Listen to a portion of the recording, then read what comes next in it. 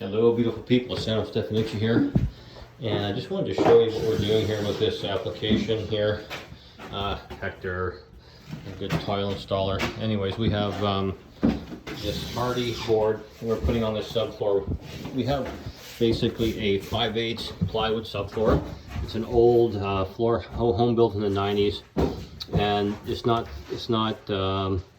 you know, thick enough to warrant get a warranty from the tile manufacturer as far as uncoupling and so forth. So what we have to do is, we don't want to get it too high because then it really messes with the rest of the thresholds in the house. So what we've done here is we actually re-screwed or screwed the floors down, put a lot of screws in here to support it because there's only 2-inch common nails that were in here putting the plywood in place. So this really tightened up the 5/8 plywood really good.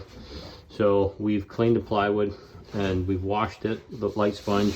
We put primer on here, like a prime and bond primer. And then now we have cut the hardy 1/4-inch hardy so we don't get the tile too high on here, which is this material right here. We'll screw it down and we'll mortar between the hardy and the backer board. So we'll mortar it down. And then once that dries, then we have an anti-fracture membrane that we'll put over top, which I'll go over tomorrow. Everything will be dry by then. And from there, we'll have to put a primer. Obviously, there's a different type of primer that goes on between the anti-fracture membrane and the 1/4-inch hardy backer. And then once that dries, and then we're ready for tiling, and then we have a good solid floor. Also, what we've done here too is we put some weather stripping in along here. And the reason we did that, the weather stripping is to keep the tile away from the wall. And the reason we do that is because there has to be movement, sideways shifting here. What we've got with the different types of mortar, and this is the bonding primer that we're using here from Latacrete.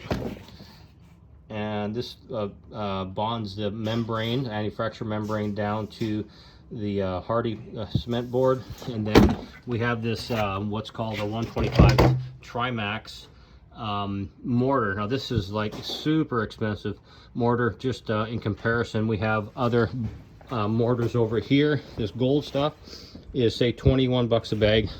This stuff here is almost $200 a bag.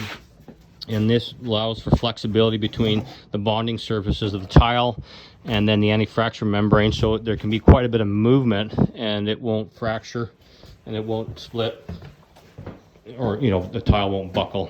So that's the procedure we're doing right now.